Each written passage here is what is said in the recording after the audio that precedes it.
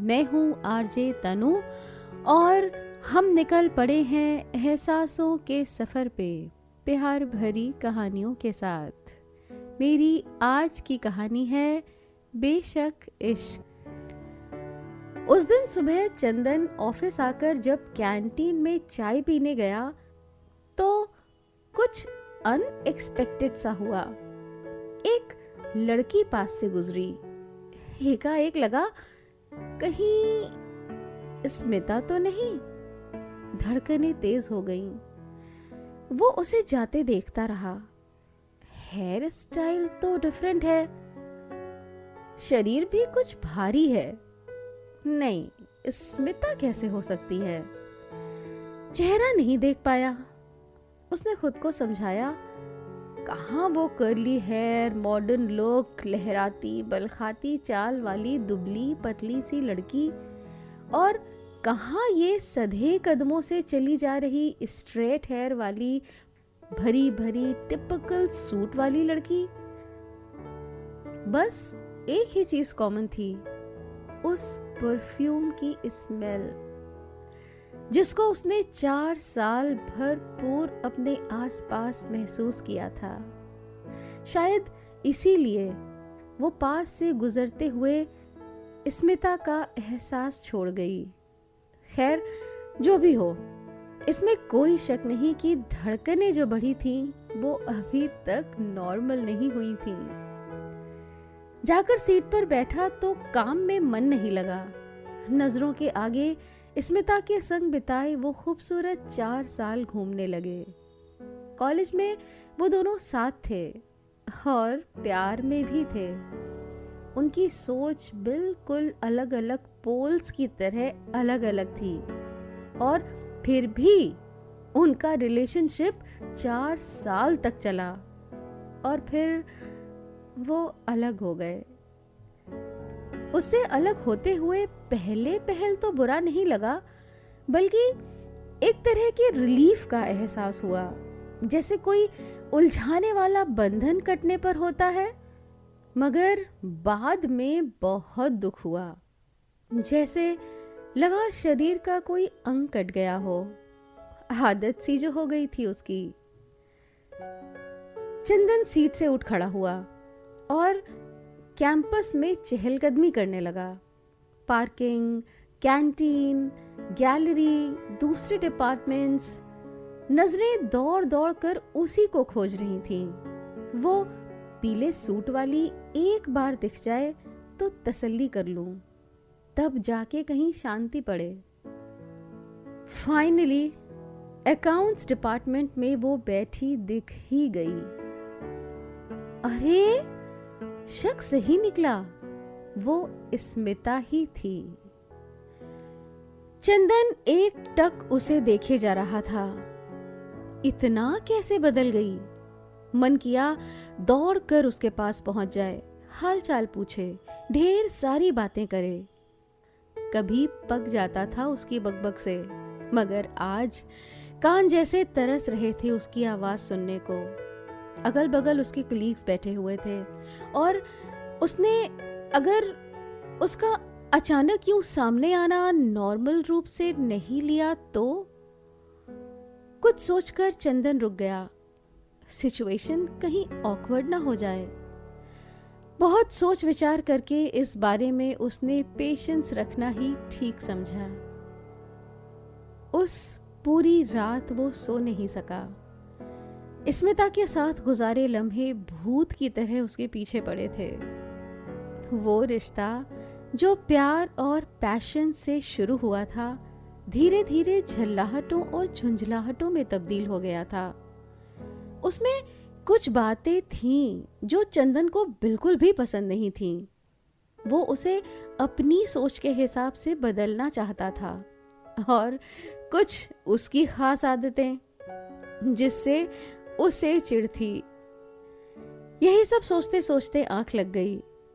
सुबह जल्दी ही ऑफिस के लिए तैयार होने लगा।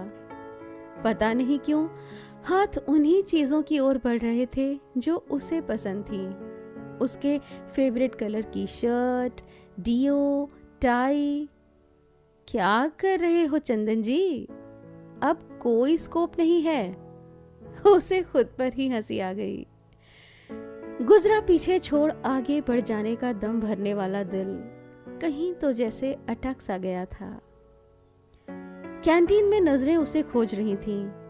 वो टी काउंटर पर खड़ी थी, मगर चाय तो उसे पसंद ही नहीं थी, कॉफी ही पीती थी। क्या वक्त इंसान को इतना बदल देता है? खैर, अब खुद को उस पर जाहिर करने का वक्त आ गया था। वो सधे कदमों से आगे बढ़कर उसके पास पहुंच गया। हेलो स्मिता, जैसे ही कहा, स्मिता ने उसे जोर देते हुए घूरा। लगा शायद पहचानने की कोशिश कर रही थी। क्या मैं भी बहुत बदल गया हूं इन 7 सालों में, या ये मुझे बिल्कुल ही भूल बैठी है? मन में सवाल खड़े हो गए थे। उसके चेहरे के भाव फिर बदले। लगता है पहचान गई। चंदन को उसके होठों से एक परिचित मुस्कान की उम्मीद थी, मगर उसकी नजरों ने ऐसा तिरस्कार किया कि क्या बताऊं। वो इतनी असहज, इतनी परेशान हो चली, जैसे कि वो कोई उसका पुराना लव लेटर लेकर उसे ब्लैकमेल करने आया हो। वो बोली, चंदन, तुम यहाँ? शब्द हलक से रुक रुक कर निकल रहे थे और चेहरे पर हवाइयां उड़ी हुई थीं।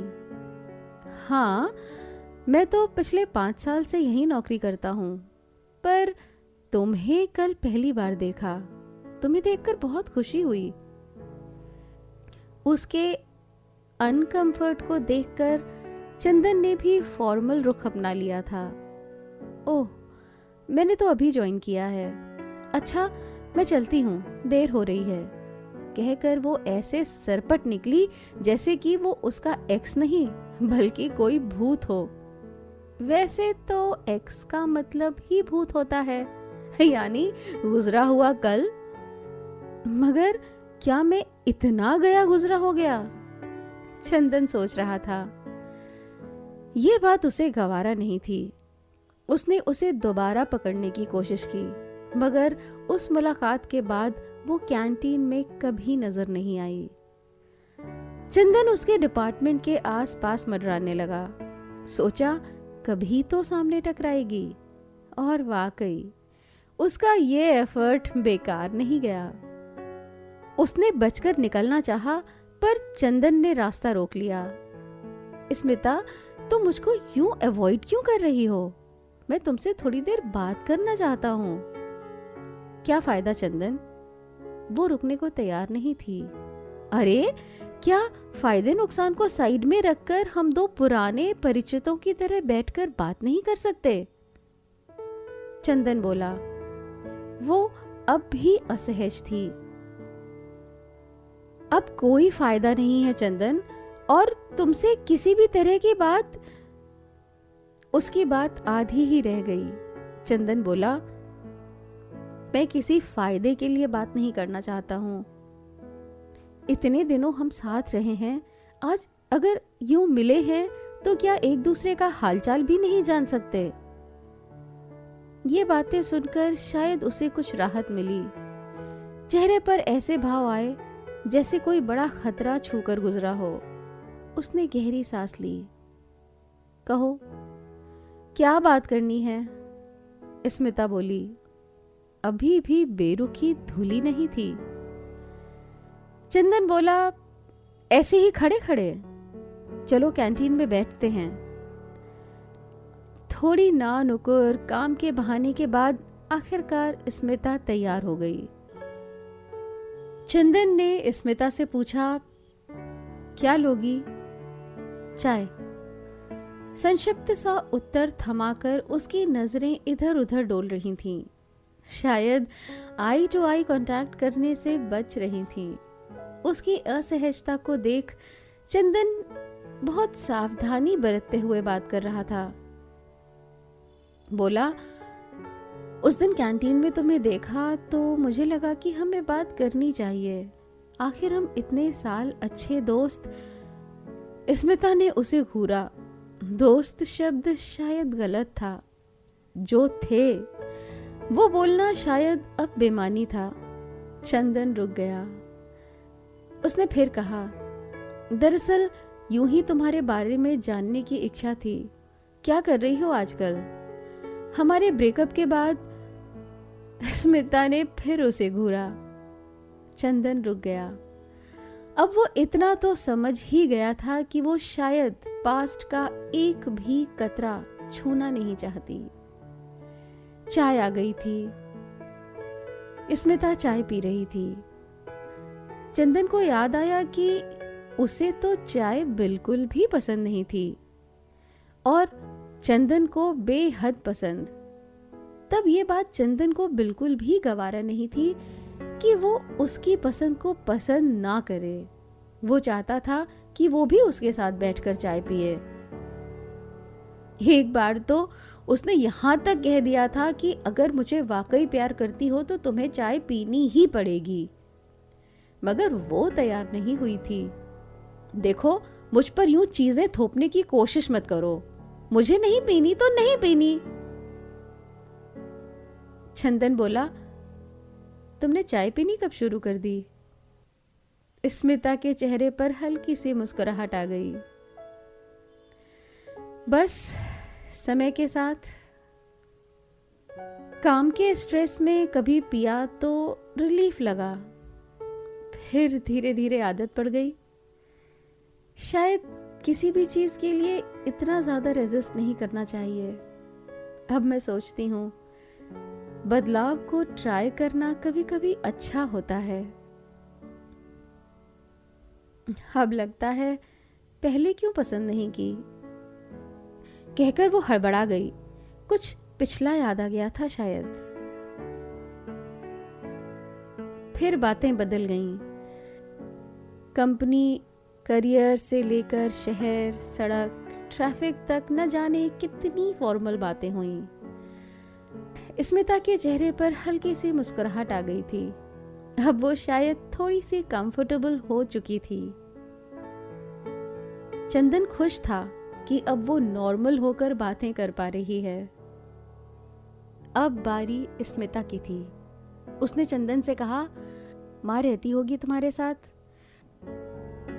चंदन बोला, नहीं, उनके लिए घर छोड़कर यहां पर आकर रहना संभव नहीं। तो स्मिता बोली, फिर घर के काम? तुम्हारा तो कहना था कि कुछ भी हो जाए तुम घर के काम कभी नहीं कर सकते। चंदन थोड़ा झेप गया, लेकिन उसने कबूल किया। सब सीख गया हूं, खुद ही करता हूं। अकेला रहता हूं, इसलिए सेफ्टी पॉइंट ऑफ व्यू से कोई हाउसकीपिंग भी नहीं रखना चाहता। तो स्मिता बोली, फिर तो तुम अपने लिए हाउसवाइफ मटेरियल टाइप वाइफ ही ढूंढ रहे होगे। चंदन बोला, नहीं, अब तो वर्किंग ही चाहता हूं। इतनी महंगाई में एक के कमाने से काम कहां चलने वाला है। अब तो स्मिता को चंदन की एक एक बात याद आ रही थी, जो उसे स्मिता के व्यवहार से बिल्कुल विपरीत पसंद थी। जैसे स्मिता का बिंदास अंदाज, करियर को इंपॉर्टेंस देना, स्मार्ट ड्रेसेस पहनना। वो तो कहता था पहनावा भारतीय हो और रहन सहन कुशल गृहिणी वाला। स्मिता फिर बोली, जॉब करेगी तो फिर प्राइवेट कंपनीज के ड्रेस कोड्स और डेकोरम को भी मेंटेन करना पड़ेगा। तुम पसंद कर पाओगे वो सब? तो चंदन बोला, समय की मांग है, करना ही पड़ेगा। और फिर उनमें बुराई ही क्या है। शराफत तो अपने चरित्र में होनी चाहिए, दिखावे में नहीं। वैसे तुम इंडियन ड्रेस में, यानी फुल दुपट्टे शलवार सूट में बहुत सुंदर लग रही हो। तुम्हें तो ऐसी ड्रेसेस बिल्कुल नहीं पसंद थी। फिर? तो स्मिता बोली, अब मुझे ऐसे ही कपड़े पसंद आते हैं। पता नहीं क्यों, बहुत सेफ और कंफर्टेबल फील होता है। इतने साल एक दूसरे से अलग रहकर वो दोनों वो सब कुछ करने लगे थे जो एक दूसरे को पसंद था। अनजाने में ही वो एक दूसरे की पसंद के ढांचे में ढल चुके थे। एक सवाल अब भी चंदन क्लियर करना चाहता था। वो बोला, तुम्हें तो पार्टीज वगैरह का बड़ा शौक था, अब तो इंडिपेंडेंट हो, खूब पार्टीज करती होगी। स्मिता बोली, कहाँ, समय ही नहीं मिलता। और वीकेंड्स? एक ही 2 दिन तो मिलते हैं घर पे रहने के, उसमें भी क्या बाहर निकल जाएं? कुछ तो सुकून के पल चाहिए ना जिंदगी में। इतना ही जवाब दिया उसने, पर आश्चर्य, आंखों में लाचारी नहीं बल्कि संतुष्टि तैर रही थी। चंदन ने हंसते हुए कहा, तुम बिल्कुल बदल गई हो। तो वो भी मुस्कुरा उठी और बोली, अगर हम पहले ही बदल जाते तो? पता नहीं। स्मिता ने उठते हुए कहा, काफी देर हो गई है, अब चलना चाहिए। तो चंदन ने उसका हाथ पकड़ लिया और बोला, देर नहीं हो गई है, अब शायद सही वक्त आ गया है हमारे साथ रहने का। मुझे अच्छे से सोचकर जवाब देना, मैं इंतजार करूंगा। स्मिता ने अपना दूसरा हाथ उसके हाथ पे रख दिया और बोली, सोच लिया।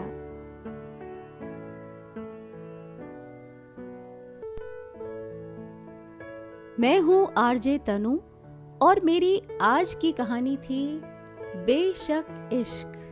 आपको कैसी लगी इसको बताने के लिए आप लाइक कर सकते हैं और कमेंट कर सकते हैं। And please do not forget to subscribe my channel.